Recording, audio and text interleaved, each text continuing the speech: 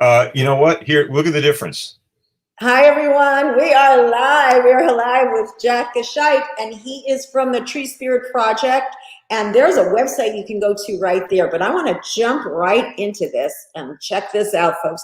Here's the big news of the day. Harvard Law Clinic sues National Park Service.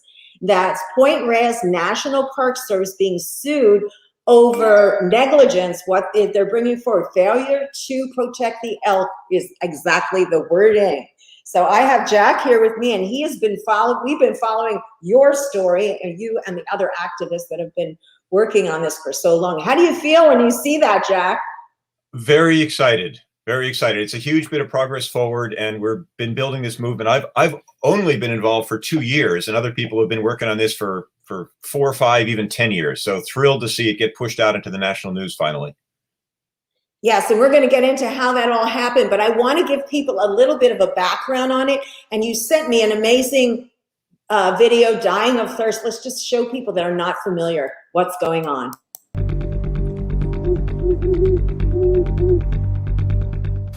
These are 2.5 gallons each? Yeah, fill me up.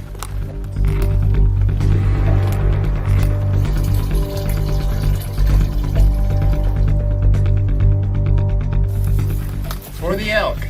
Doing this for the elk.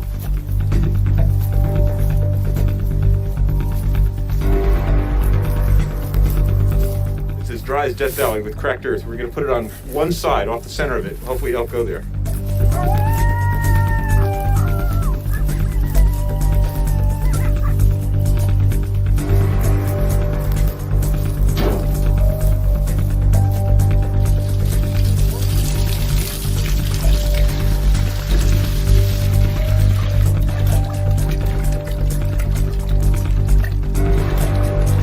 We got the bins in here, we have some water. At least the elk have a chance to get some water tonight. I don't think they're going to learn about this tomorrow, maybe in a couple days, but the fog is in. We're out here in a beautiful place. Elk have water, successful.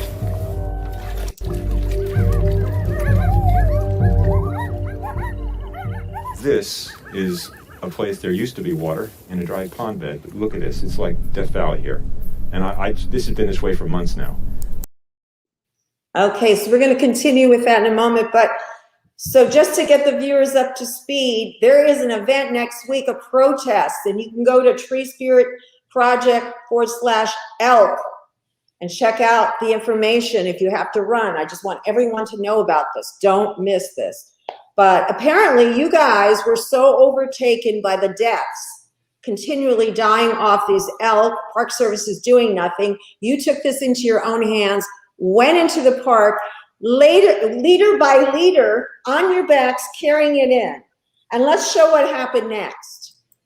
It's like everything's working. They will, but we had to try something. This needs to be done by the Park Service. This is their supposed contingency plan that's vaporware, that they claim they would do, but they never do. So to hell with it, we're going to do it. So, you know, if bringing in water to elk is wrong, I don't want to be right.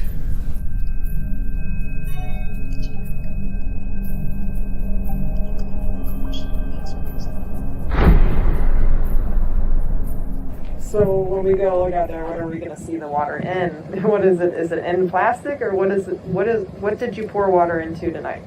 I think it would help us to know, because clearly we have to come out here tomorrow anyway to take it all out. Fencing and the cows are a million pounds more unnatural and unhealthy at killing the elk, literally killing I'm the not elk. going to engage in a debate on all the things that are going on greater in the. Well, I'm not doing anything to harm the elk in any way. That's my point. And I know that's not, you know, you've got to enforce the rules. I totally get it. I have respect for what you do. I'm just trying to help the elk and then go home.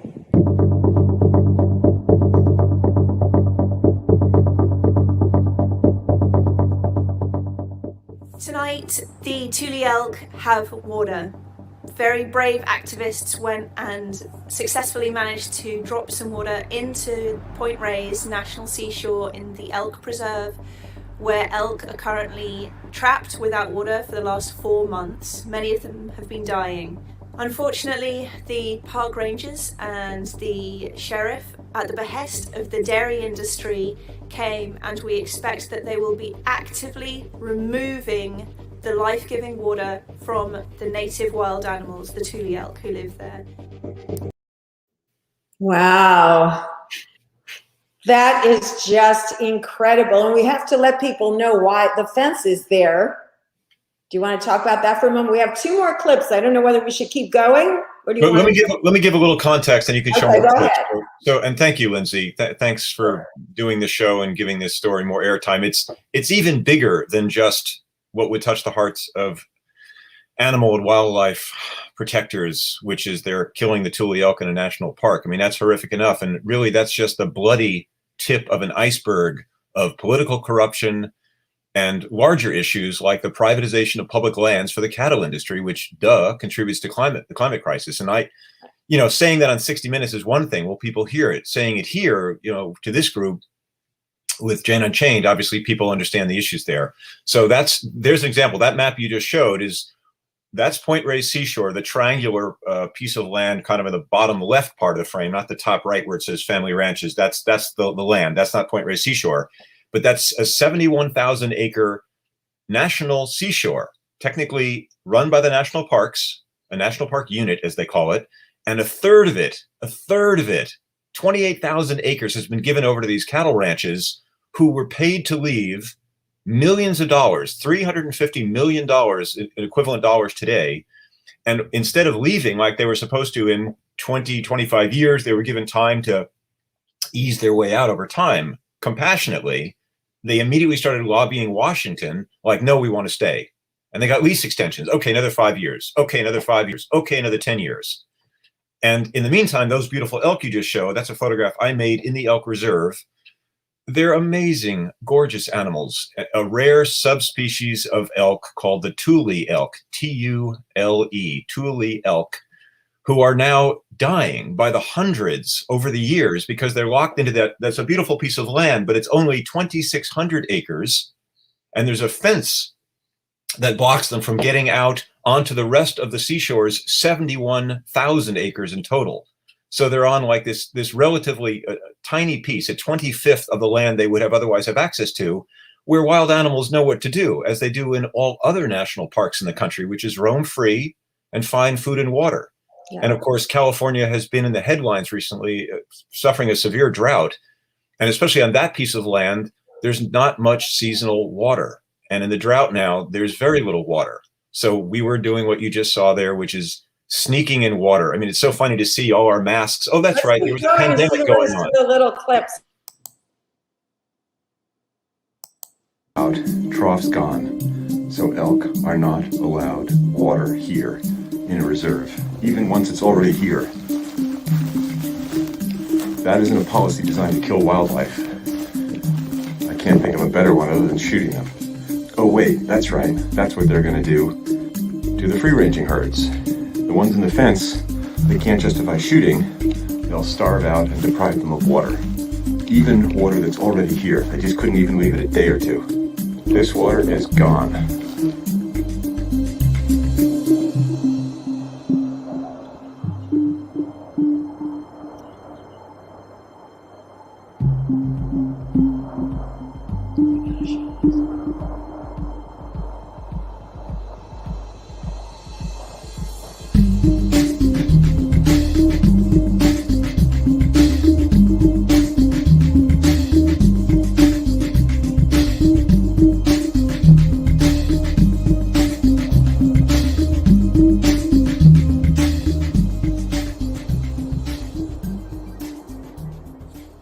Shocked and disgusted at this as we are, then please take action. Go to idausa.org/elk and take action for the elk now.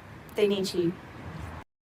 Is that a current call to action, or should we want to refer people to the ones that we've been giving, right? As opposed to that one. The best way, because this news, it keeps changing so quickly. So I do want to give a shout out to In Defense of Animals, idausa.org/elk. They've been very involved in this campaign recently and contributed a lot of resources and time and effort and money. So their website is being kept up to date as we can keep up with things to show, what people can do specifically now. But that's a great clearing source for information, a clearinghouse for information, as is my treespiritproject.com/elk also. Yeah. What current actions are, what people can do to help. Yeah, we'll keep showing those as we go through the show. I just wanted to ask you, now I just wanted you to bring us a little more up to speed because we have one more clip, but you went back 4 times, right? Trying to give water. And one time you even did it blatantly in the open. You want to speak about like from where we were there, the interim, and then we'll go forward. Sure, thank you. Yeah, so 4 separate occasions we have brought water into the elk. Each time the Park Service said, oh, no, you don't. As soon as they found them, which varied from 1 day to 4 days, they dump the water out and take the troughs away. And it's like, guys, like, come on. Like, we can't even bring enough water anyway, but what harm are we doing? And it's like, no, that's the policy. It's a bureaucracy. I don't even blame the rangers. They're just doing this god-awful job. They don't sign up to dump water out. They sign up to help animals in a park and have people enjoy the place. So once we did it at night, the second time was what you saw documented there by the great filmmaker who's been in on this, Tony Sagal of Silver Reaction Media, who's been coming out and filming as well. Thank you. A third time, yeah, thank you, Tony. Thank you, Tony. And a third time, we did it in broad daylight. We said, this is crazy. We're not ashamed of what we're doing. We're only wearing masks as the pandemic is going on. So we went into the park and had 100 people do a big demonstration, and we did 4 big troughs of water, a couple 100 gallons of water, just about 100, 200 feet off a parking lot. 2 rangers were there. We said, hello, have a nice day here. Would you like some vegan muffins while you're here with us? Great. We did the thing. They let it sit that time for 4 days, and then we kept trying to see when they're going to take it out. Sure enough, before the 5th day, they took the water out again. So we went back a 4th time, secretly this time. We didn't broadcast it anywhere. We didn't tell anybody. And we put out a trail camera to get record to show that elk, yes, actually on the 5th day, we have video of an elk sticking its head very gingerly toward the water trough and drinking. So what's happened is that's embarrassed the Park Service because it's so clearly ridiculously wrong. So they finally took action. Was their argument that, oh, they won't drink out of the trough, so we were not going to put them? Was that it? No. No. Well, I'll tell you what they said, and then there's what I would say is the truth. And we have to say that we invite the Park Services on at any time to give their side of the story. They're welcome to come on Jane. On Shane, we'd love to dialogue with them. Go ahead, Jack. Sorry.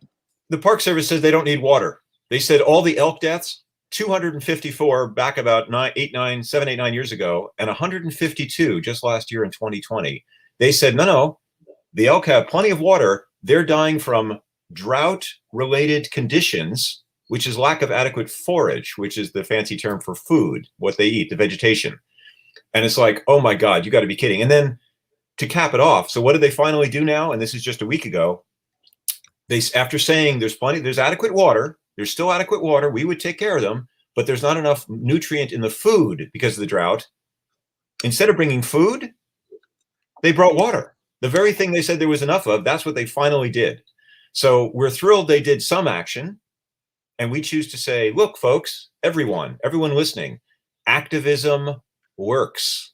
Activism works. We citizens can push on the powers that be, whether it's a private company or the government, usually coerced by the private companies for profit, which is what's going on here with the cattle industry. You can make a difference. But they responded with a PR thing, which is, okay, we'll put water in because that seems to be getting the press. And while that's great that they responded, the water they put in won't be accessed by all the animals in that large 2,600 acre area because they have separate subherds they keep to themselves in certain different areas depending on the terrain. And there's still no food. And most important, there's still no freedom. Elk should be wild and free in a national park.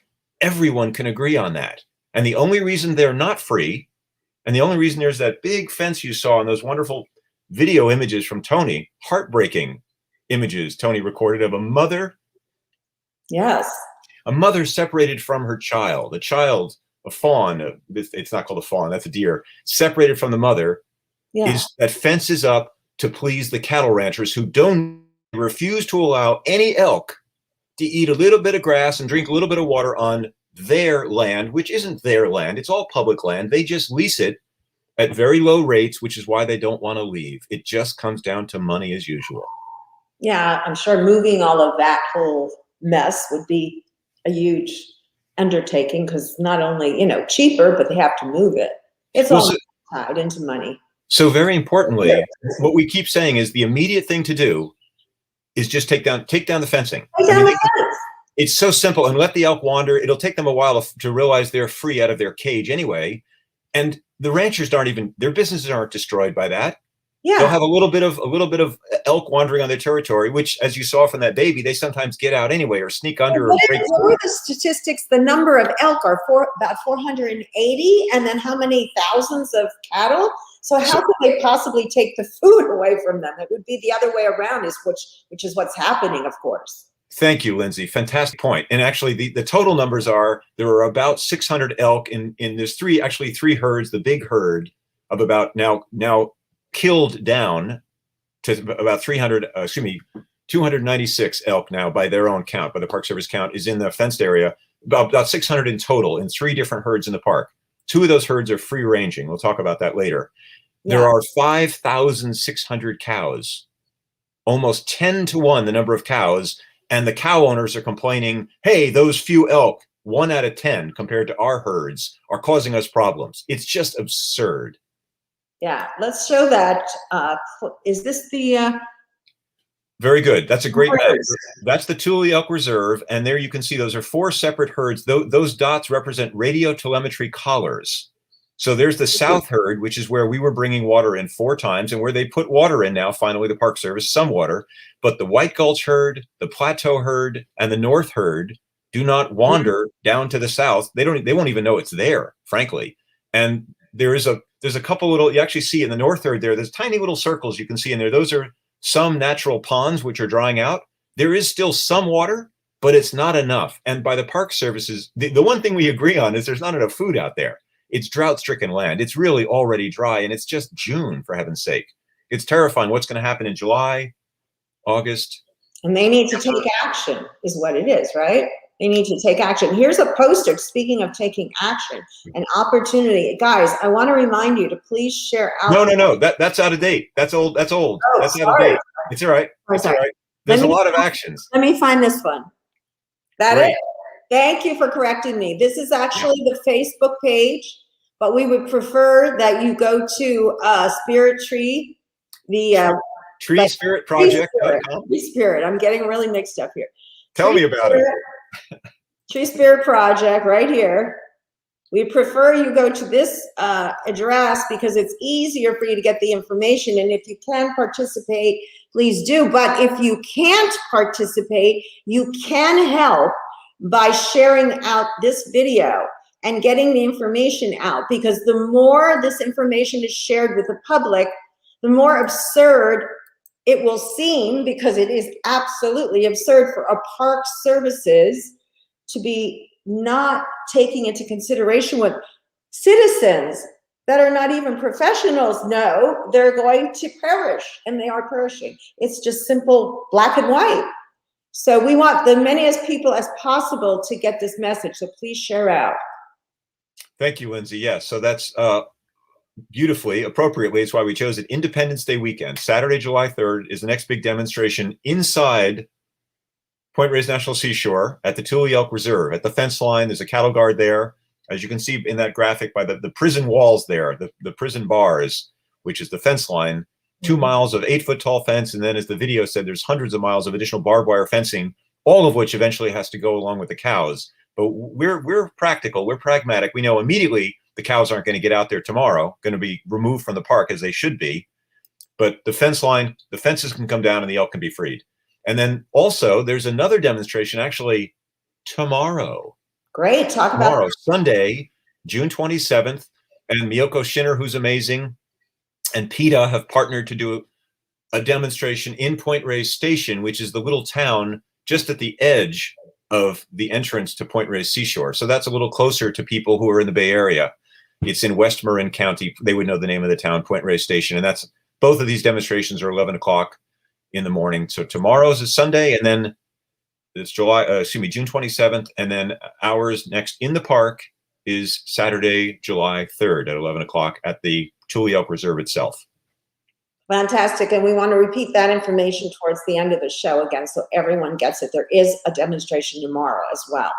Okay, so let's move forward a little bit now to so after all of this is going on and you're being ignored and you have all sorts of great graphics like this, excuse me, I didn't tell our viewers that it would be a little graphic, some of the images.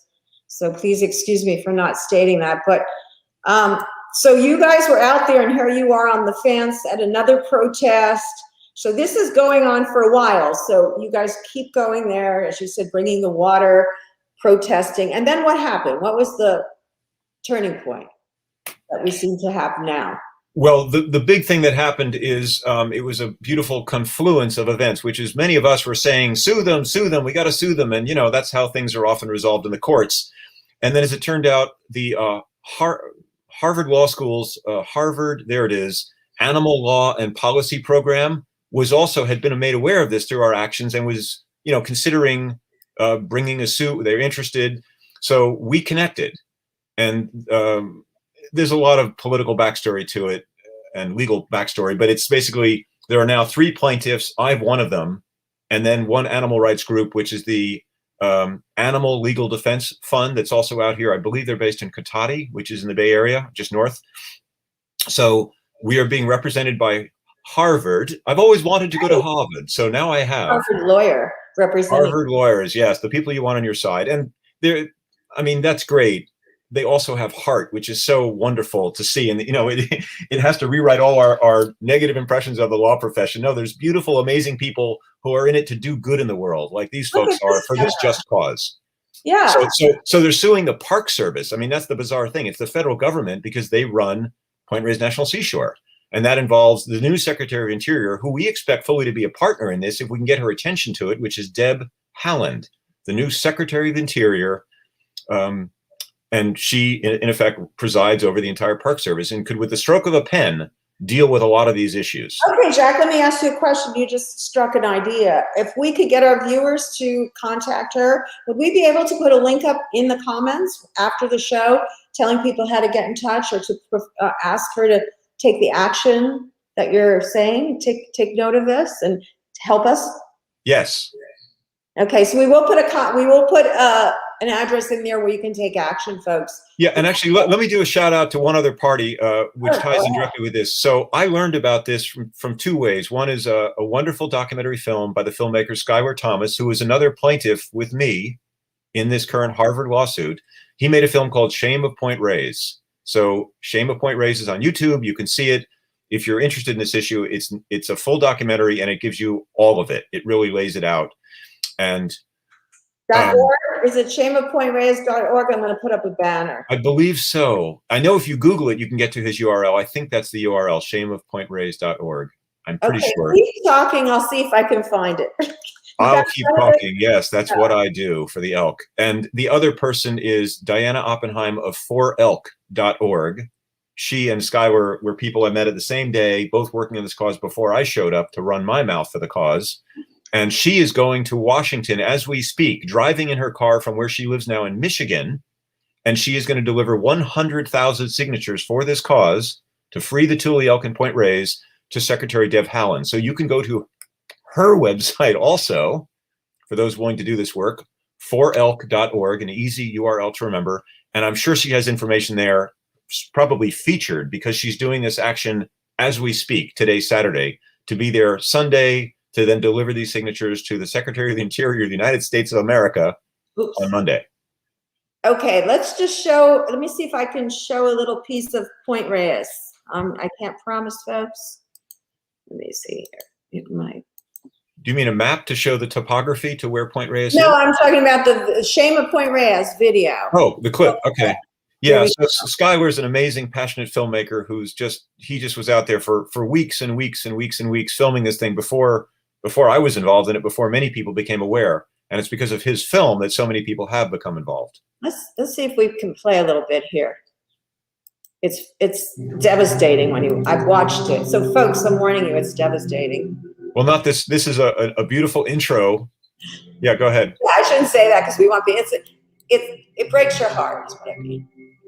And we need to know. So this is the very tip of Tomales Point, the very northernmost part of the elk reserve that I should be quiet about, but we're not in a cinema, so I'm going to narrate here. Sorry, Skylar. So this is the Pacific Ocean. We're now traveling south, and we're going to come upon this beautiful landmass in the coastal fog of San Francisco Bay Area, and that is the point of Tomales Point. And there's a trail there which keeps crumbling away. It's very exciting and dangerous to walk out there, and elk live on this land. This was one of my favorite places to escape to. Enjoying nature, taking long, quiet walks alone. Well, sort of alone. Listening to the ocean.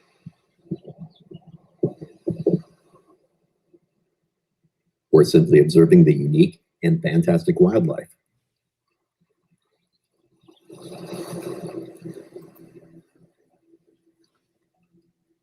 Indeed, it is a place like no other, purchased by the federal government in an attempt to protect and restore native flora and fauna, some of which had been threatened with extinction. But the success story of the seashore acts as a veil over a lesser-known story. And the more I learned about this story, the harder it was for me to ignore.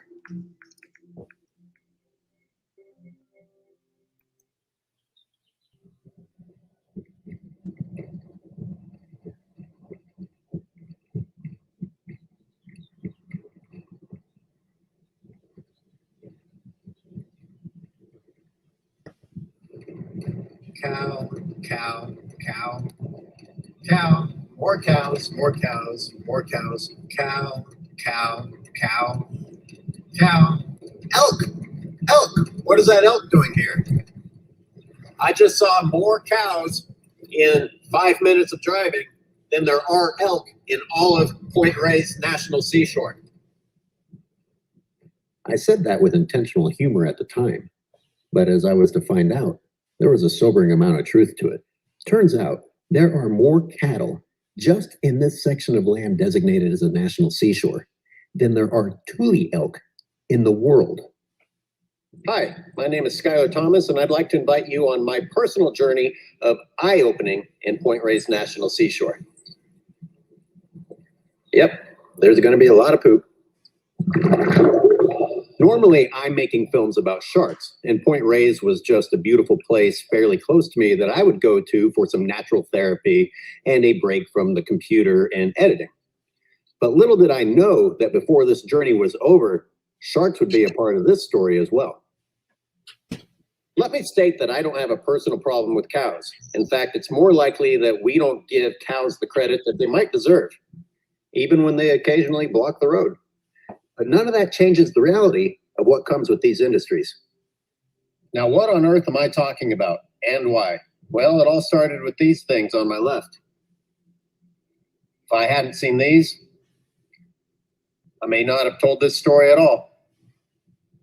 But I did see them, and instead of just driving by, I found out what they were. In retrospect, it's strange that I hadn't thought more about the sheer numbers of cattle out there. But like many of us, it's just what I was used to seeing. In fact, the entire drive out to Point Reyes, both sides of the road are bordered by agriculture of some kind, including livestock. So when it continued on into the park, I didn't think much of it. And probably wouldn't have thought much more of it until I started seeing articles about plans to kill the elk on behalf of the cattle. Apparently some of the elk were showing up on ranch lands and were supposedly creating a threat to the ranching business by eating grass and damaging fences. So these amazing native animals that the seashore helped bring back from the brink of extinction and that the tourists love to take pictures of were being presented as the bad guys. This caused me to start asking other questions. For example, what were these private ranches doing on the public land of a national seashore? I'm going to stop it and ask everyone to watch it. Go watch that movie, shameofpointreyes.org. I have it on a ticker there. I wanted to put it up bigger, but we will put it in the comments. And I think it tells, as you say, Jack, it tells the entire story. It will break your heart. But it's good. We need to know this. You need to see it. so that you can take action. And it's easy to take action, right, Jack? Tell people how they can help, because some people will be going off. Let's tell them before we're going to go back into more background, but tell them now, what can they do right now? Well, I would say go to these 2 URLs, and there's lists of specific actions. And, you know, there's every level of just making a phone call or two, writing a letter, or if you're in the Bay Area, getting directly involved. If you're not in the Bay Area, you can donate, frankly, and you're funding people who are full-time activists that are working on this stuff, whether that's My Tree Spirit Project, .com, elk, IDA USA, /elk, Skylar Thomas's Shame of Point Reyes. I mean, there's For Elk as well with Diana Oppenheim, and there are many more players. So, you know, what I encourage people to do with all donations like this and being involved is follow your heart. Look and learn and watch his movie, listen to my voice, listen to Lindsay, watch Jane Unchained, and where you're tugged like, oh my gosh, this is moving me. This is important. Well, that's your place then that you tie in. We're all moved by different things. And watching Skylar's film there, I'm reminded just how good it is, because I don't know who your mixed viewers here. Do people know what those white boxes were? That those are calf hutches? I don't know. Yeah, they do know. Our regular viewers, of course, know what those are. That's where the calves are kept, and from their mother. And then, so for the regular viewers who understand about the cattle industry, the challenge of it is, as you know, and as I've learned only in the last few years, like Skylar, I drove out to the park there, Point Reyes, for 20 years, and talk about shame. I've been ashamed. I have to admit it. I went there for 20 years and I had no idea what was going on, because I saw in the springtime and in the winter, when we used to have rain in California, these beautiful rolling green hills. And oh, there's happy cows. They're organic. They're small. They're local. This was before I turned vegan a few years ago and all that. And I just didn't know. And now the difference is what I've learned. Green, the color green and the green really fools people. But if you go there now at Point Reyes, especially in California, anywhere in California, and you see the land laid bare in July, August, September, October, November, when it's beaten down to bare dirt, it looks like, well, as we say in the animal rights world, Cowschwitz, like, oh my God, this is a wasteland. There's nothing growing there. Yeah, exactly. Point Reyes National shit show, can I say that, is what it's become. Well, I should, because that's what I wrote. It's America's crappiest national park. And that's not just hyperbole or a cute turn of phrase. That's because they're actually on the top 10 most polluted waterways list inside Point Reyes Seashore, because of all the bull crap from 5,600 cows pooping on the land there, and then it runs into the waterways. And what makes me crazy as a human being, as a common sense advocate, as a believer in science even, is that people have no idea that all that poop destroys the land. It's just too much. Yeah, as I tell my friends who don't know these issues, a few cows in your backyard, if such a thing could exist anymore, makes manure. But several million cows, or even tens of thousands of cows out at Point Reyes and other places in Marin County, it's just too much. It's too much. We're trying to produce too much meat, which is dead animal, which pollutes the land, it pollutes the water, and of course, huge amounts of methane. And we're pushing back these days on the fantasy of regenerative ranching and eco beef and all these total BS public relations terms by a cattle industry that I like to think is running scared, at least in America. We're trying to export it now, of course, American beef manufacturers, but it's just destroying the planet and the climate, as Jane Unchained people know. But that's also why Point Reyes is such a magnificent entry point to the conversation.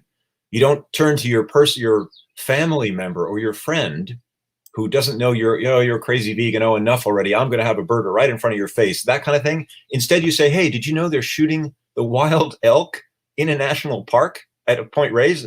Everybody's, this beautiful animal, thank you, that's a female Thule elk. How dare anybody shoot that thing or pen it? It should be in a national park, run free and wild. And it isn't, only for the cattle industry. And that brings you into the conversation of what the cattle industry does in this country. And that's why I'm such a passionate spokesperson as I can be, as much as I can be, for what's happening at Point Reyes. It's a microcosm for what's going on in America and the globe. Yeah, it's interesting. Tom Vincel, thank you, Tom, one of our regular viewers. California is the largest dairy producer. Yeah, California tries to say we're leading the way in environmental, in protection and so forth. So how can we be doing both is our question.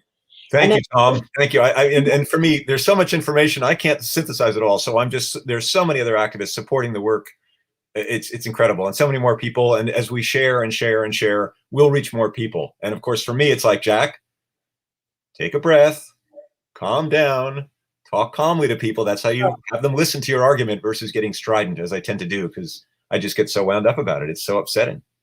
Yeah, well, Tom is getting upset too. He's grinding his teeth. It's been very clear to see what those white plates are. Tom, for babies. Tom, I feel you, buddy. Yeah, absolutely. Oh, and look at his graphic. Oh my God, it's from Tim Burton's film. there's a cheery picture. He's and yeah, Tom is one of our regular viewers, and he supports all of our efforts and shares, and we're so grateful for the work he does. Activism, because that's activism, right? So and Tom is pointing out there are veal crates in the industry, which is connected to dairy. What Skylar was showing us, Tom, I'm sure knows this, he knew it before I did, but those white boxes are actually calf hutches. So they're not pinned in there for veal. It's just a sensory deprivation tank and taken away from the mom 24 to 48 hours after birth and held in isolation, where it's going to have a miserable, lonely life. If it's a female, then milked to death, forced to be pregnant, more milk, and then eventually killed. And that's just a horrific thing to do to any animal. Because I thought, yeah, that makes sense, because in the veal crates, they are restrained. I've seen veal crates. They're like pig gestation crates where the animal is confined. So, of course, but thank you for turning that light bulb on for me. Yeah, I mean, we all still, I mean, that's why it's really great to have conversations with fellow vegans and animal rights people, and even people who are just vegetarian and want to move in that direction, but they're still addicted to the product that we were all, me too, brainwashed to eat as kids, not having any idea where it came from. Yeah. So it's being patient with people. In my opinion, I should say, when I had a vegan activist friend in New York, and you know how New Yorkers can be. And that's why I start talking quick when I think about New York. And she's like, "Oh, Jack, how can you eat that buttered bagel? That's disgusting. And that's disgusting. There's pus and chemicals in that stuff." To which I would reply to my friend Melissa. She laughs and says, "This isn't true, Jack, but it's a good story. Go ahead." It would be like, "Yeah, F you, Melissa. Thank you. Here, have a bite." It didn't work. What worked for me was someone gently saying, "Hey, do you know what those white boxes are?" To which I'd say, "No." That's what Skylar did. He led me in and didn't attack me and educated me, which is, I think, what all we vegans can do as we're able. As we vent our anger in some way, we have to. You can't swallow anger. It'll kill you.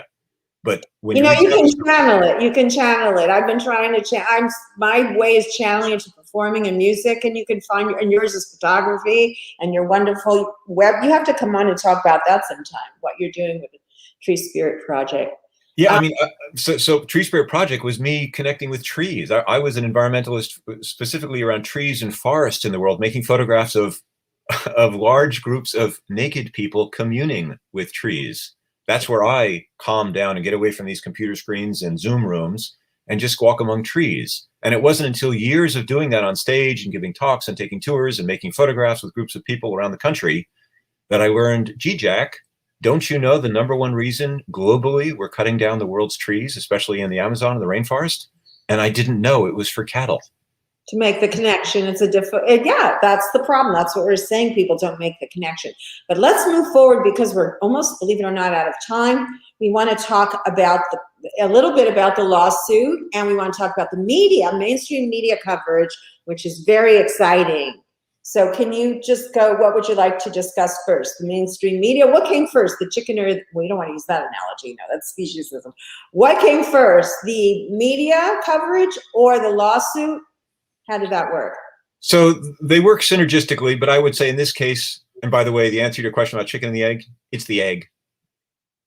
And I can explain why later, but there is the answer to that scientifically. Yeah, the first egg, the first chicken egg in the world was the mutation of something very close to a chicken that wasn't a chicken, and then they have a mutation, like I'm a mutant, I have 2 different colored eyes, I'm a heterochrome. Can you see that? Yeah.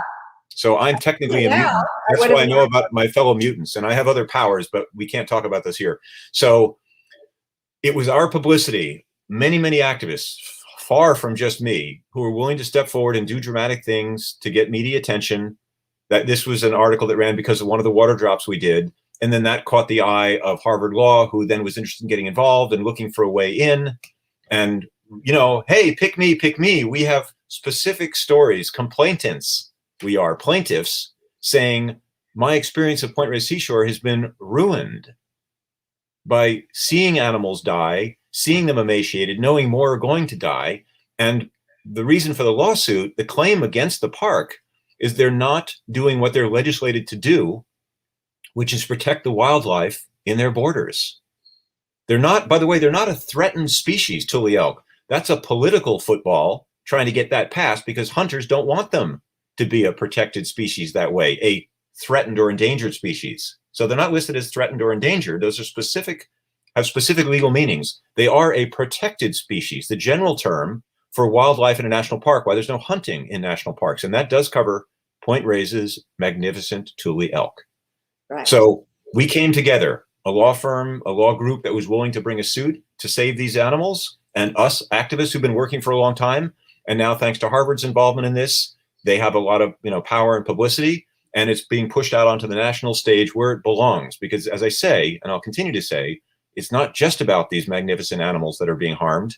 Keep using that word magnificent. They're beautiful. They're amazing. They're the spirit of the wild in us when we go see them. Just to stand there and watch these elk in the park is so moving. They're so beautiful. I mean, I'm a 61-year-old man, and I moved emotionally when I go out there and watch these animals. So I want them to live. So that's what Harvard Law School is working to help us with. And we're hoping to push this out. I mean, this is a 60-minute story as far as I'm concerned, which is to say it's about the cattle industry's effect, privatization of public land, the corruption of public officials. So even our own Congressman Huffman, who's a great environmentalist in many ways, is on the wrong side of this issue at the moment because the public hasn't pushed on him saying, stop siding with the ranchers. No. We're going to hold you to task, buddy. Do the right thing here. So he needs our support, or if you prefer criticism, depending on your personality type, saying, shift your position, buddy. You've got to support these animals and get all commercial polluting dairy and cattle operations out of Point Reyes Seashore. They don't belong in the national parks, let alone anywhere else, but start with what we can do, the national parks. Get them out. Right. And the I'm first, sorry, what was the question? take that fence down. Take that fence down. Now, Jack, can you put up some links that people can go to and write these letters? Can you do that? Because we can put them up in the comments. Is that, Yeah, well, they're on my webpage. on the show, but if not during, people that watch it again, or the new people, because this thing is going to go out. And that's where you guys can help. You can help by doing nothing more than sharing this, placing it on your homepage, for your animal rights friends or others. Actually, we want the general public to see this because those are the people we need to reach. But if you could put this out for us, this would be so helpful. And this is going to take this. We're rolling this ball. We're right at the precipice of the hill. We want to just push it over the side for a slam dunk and get this action taken to save these elk. So I'm asking Jack, I'm going to play one more clip while you do that, Jack, of Dying of Thirst, and you can try get that up now. Otherwise, we'll have it up by the end of the show. Here we I don't go. see.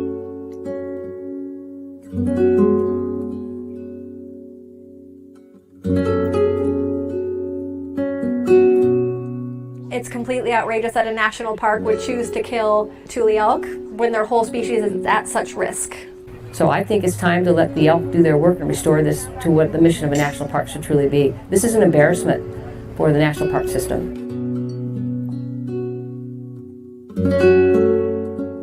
Under federal law, when you have a federal park, it's required that there be an environmental impact report. In the existence of this park, we have never had one. It's in violation of federal law.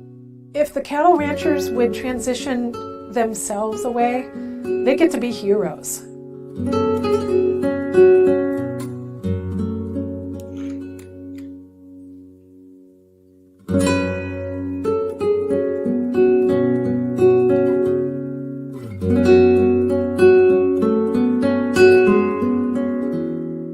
I fell in love with Point Reyes National Seashore. It was the first place I ever backpacked. It was the first place I ever camped. And I really just knew instantly that this was a special part of the world.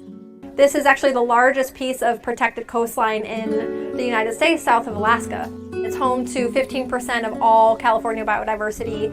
It's really sort of an exceptional place for wildlife. 30% of the land here in our national seashore is leased to private dairy and cattle operations. 30% is a large number for a national park which is supposed to protect wildlife and biodiversity. The landscape is in terrible condition where the cattle are. It's some of the most degraded habitat that I've seen in my 30-some years of tracking elk throughout their native range of California, so it's pretty bad. The cattle are running the show. Cattle just eat everything. They eat everything down to the ground. So the elk are discriminate feeders. They'll feed a little bit and they shift. They're a grazer and a browser. And so they won't destroy the habitat. There's not enough of them to do that.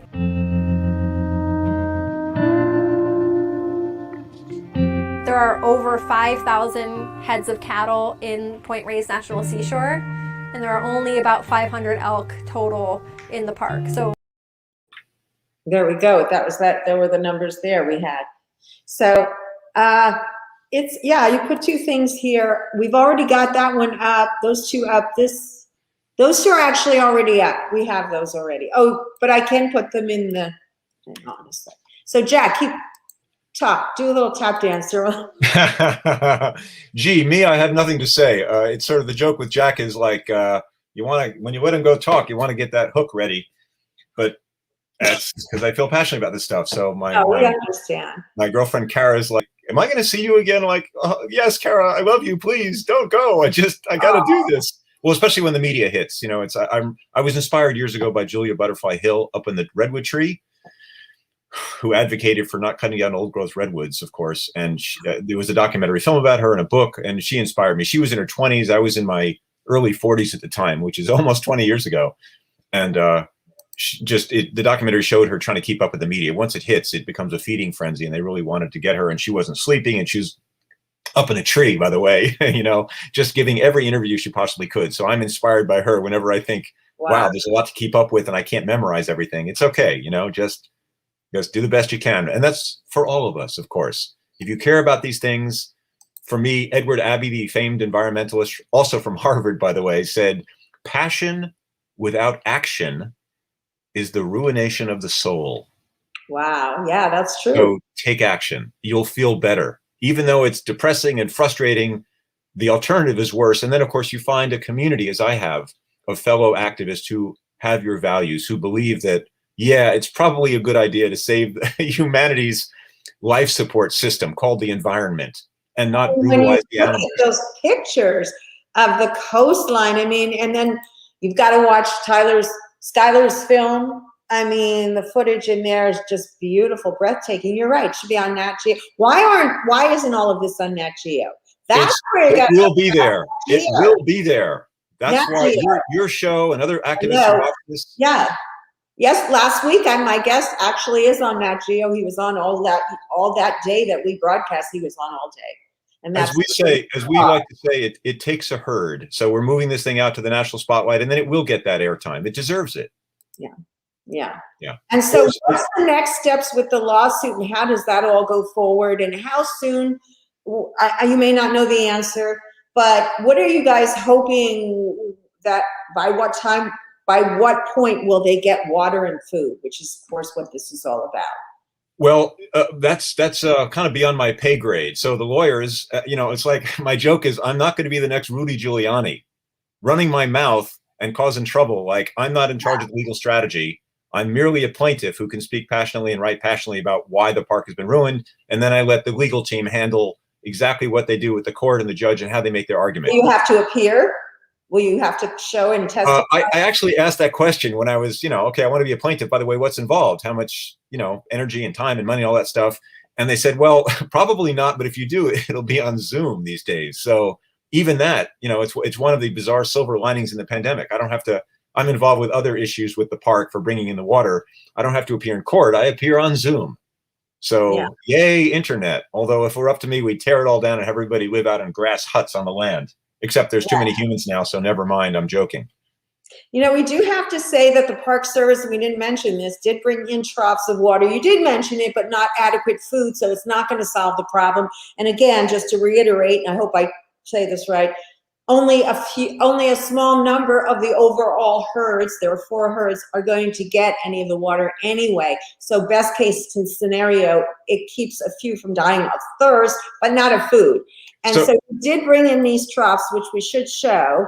No, I wouldn't, Lindsay. I don't actually. I've taken pictures of the troughs, and the reason I don't is because a picture is more powerful than the words. So if I show the picture of, oh, look at all that water. People don't have context for it. An image is too powerful. I do not be a publicist for the Park Service. That's the reason they did it. We're supposed to show pictures of their amazing work, and it's just But not I do true. as a journalist.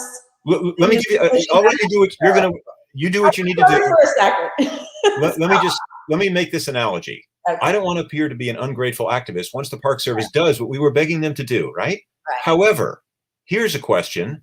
Do you thank the prison warden, not the game warden, not the park warden, the prison warden, for bringing a little bit of water to your family locked in prison, but they don't give all of them water, they don't give them any food, and they don't give them their freedom? Yeah. Because they're guilty of no crimes. Do you thank the warden Too for that? little, too late. Too little. It's not, and I get your point, but let the lawyers take care of it. I think they're going to take care of it because your story will be told. And yeah, absolutely. But, we did have to mention the full story. We can't just report part of the story. So again, some elk in this lethal drought-stricken reserve have some water, but still many won't. And that's the operative word, with the action taken.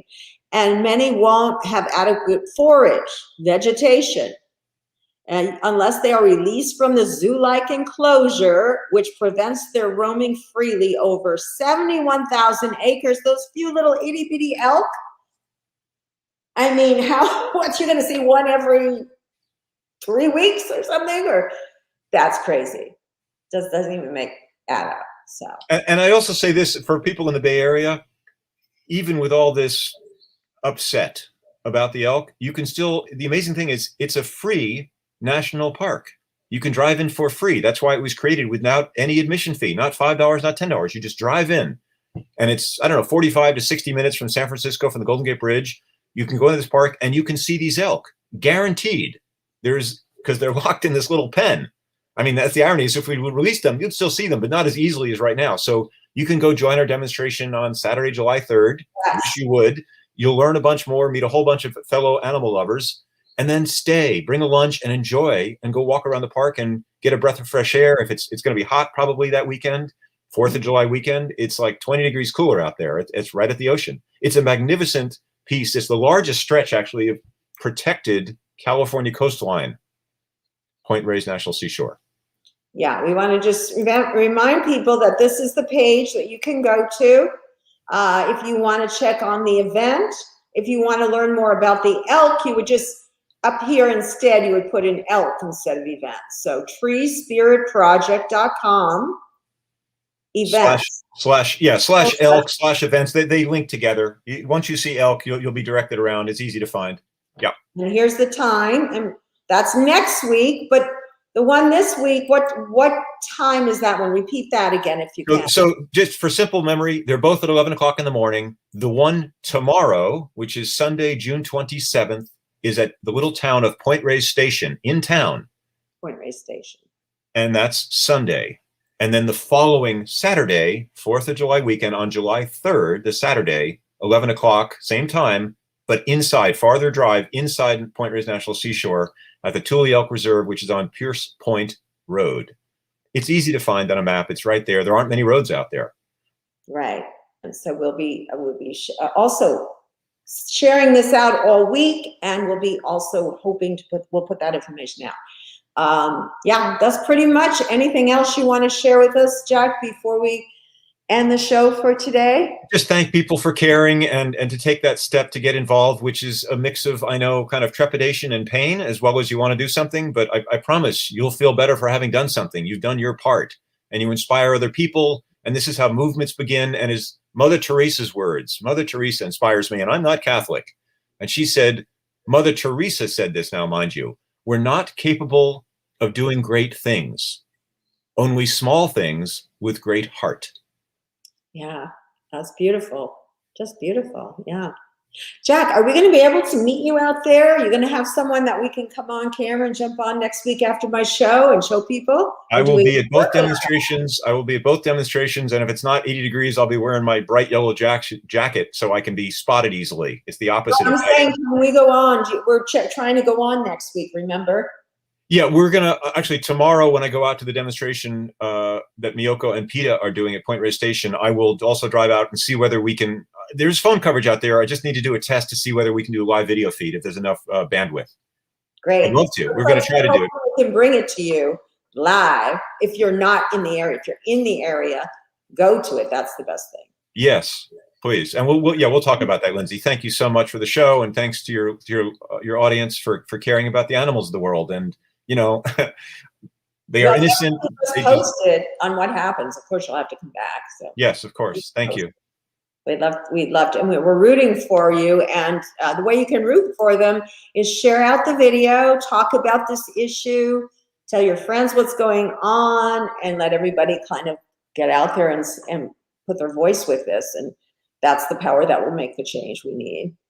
Thank you so much. Thank you, everyone. And obviously, you can support us in all sorts of ways, including donations to Tree Spirit and to IdeaUSA.org. We're all devoted to this, and we ain't going to go away. We're not going to stop. We need to save these animals and save ourselves because we're all in this together here on planet Earth. If only we do the right thing. Right. Okay, everyone. Bye for now, and we'll see you next time.